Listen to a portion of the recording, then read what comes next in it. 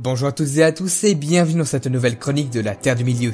Après vous avoir parlé de Théoden, roi du Rohan, quoi de mieux pour continuer que de vous parler non pas du roi du Gondor mais bien de l'intendant, j'ai nommé le très haï Denethor II. Il y avait un siège de pierre noire et sans ornement, et dessus était assis un vieillard, le regard baissé sur les genoux. Il tenait à la main une baguette blanche à pomme d'or. Le Seigneur des Anneaux, livre 5, chapitre 20. Salut à vous, Denethor, fils d'Ectélion, seigneur et intendant du Gondor.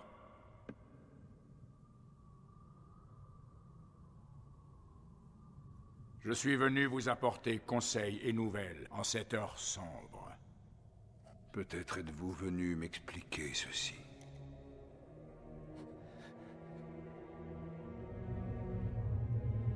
Peut-être êtes-vous venu pour me dire pourquoi mon fils est décédé. Né en 2930 du Troisième Âge, Denethor II, fils d'Ectélion II, fut le 26e et dernier intendant souverain du Gondor, dernier descendant de la branche de Hurin Ier. Le peuple lui préférait pour la succession un dénommé Thorongil, serviteur d'Ectélion, qui était en vérité le roi légitime Aragorn, mais celui-ci quitta le royaume, laissant simplement en conseil à Ectélion de se fier à Gandalf. Ectélion décéda 4 années plus tard, en 2984, et Denethor succéda à son père. En 2976 du Troisième Âge, il épousa la très belle Finduilas, fille du prince de Dol Amroth, qui lui donna 2 fils, Boromir en 2978 et Faramir 5 ans plus tard. Cette dernière mourut après une douzaine d'années de mariage et Denethor, auparavant noble et sage, ne se remaria jamais et devint plus sombre et silencieux. Sachant que la confrontation finale avec Sauron se produirait de son vivant, il ne fit confiance qu'à peu de gens et refusa les conseils de Gandalf et d'Aragorn. Imprudent et trop sûr de lui, il osa regarder dans la pierre de vision, c'est-à-dire le Palantir, qui se trouvait dans la tour blanche de Minas Tirith. De ce fait, il fut manipulé par Sauron. Contrairement à Saruman, Denethor était trop fort pour pouvoir être corrompu directement, mais l'effort le vieillit prématurément, et la vision qu'il eut des forces écrasantes du Mordor le déprima grandement, vision exagérée par Sauron. Cependant, il en tira sans aucun doute un grand savoir, qui l'aida à préparer le Gondor pour la guerre. Vint alors la mort de Boromir, qui le déprima encore plus, il devint encore plus sombre. Néanmoins, il continua à se battre contre Sauron, avec toutes les ressources dont il disposait. Il ordonna à son fils, Faramir, d'aller défendre Osgiliath, qui contrairement au film est une mission militaire utile. Ce dernier lui obéit, malgré la réticence de ses différents commandants. À l'approche de la bataille des champs du Pelennor, Denethor ordonna l'allumage des feux d'alarme du Gondor, pour avertir la population et les forces furent appelées de toutes les provinces du Gondor. Lorsque l'invasion sembla imminente, Denethor envoya la Flèche Rouge pour demander l'aide du Rohan. Lorsque les forces du Mordor, largement supérieures, encerclèrent la Cité Blanche, il perdit tout espoir. C'est alors qu'on lui ramena le corps inanimé de son dernier fils, Faramir. Le croyant mort, il fit préparer un bûcher pour lui et son fils. En vérité, Faramir était toujours vivant. Il était tombé dans un profond coma, provoqué par le souffle noir d'un spectre de l'anneau.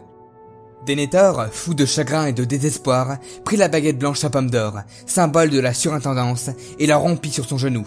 Puis, il jeta les morceaux dans les flammes. Il se coucha alors sur le bûcher, gardant le Palantir dans ses mains. Pippin, avec l'aide de Gandalf et du garde Bérégonde, l'empêcha de brûler Faramir. Ainsi mourut Denethor II, fils d'Ectélion II, dernier intendant souverain du Gondor. Denethor et Théoden forment un binôme de personnages très travaillés dans les œuvres de Tolkien.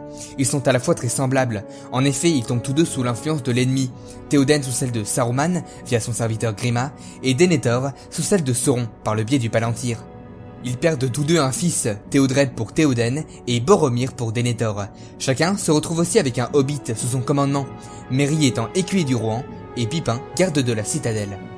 Et enfin, tous deux meurent au cours de la bataille des champs du Pelennor, en laissant un proche, Éowyn pour Théoden et Faramir pour Denethor, qui, au passage, se marie après la guerre.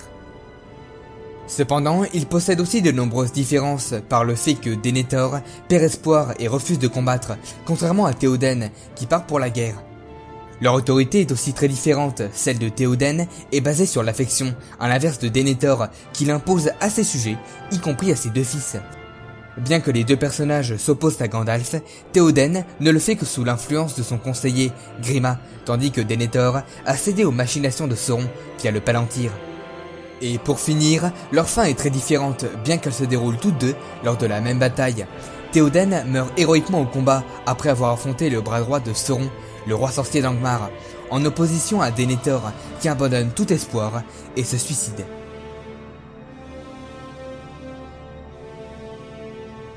Voilà, j'en ai fini avec cette chronique sur Denethor, intendant du Gondor. Et avant de vous quitter, je voulais vous remercier parce qu'on a atteint les 400 abonnés. Je suis vraiment super content. Et vivement les 500.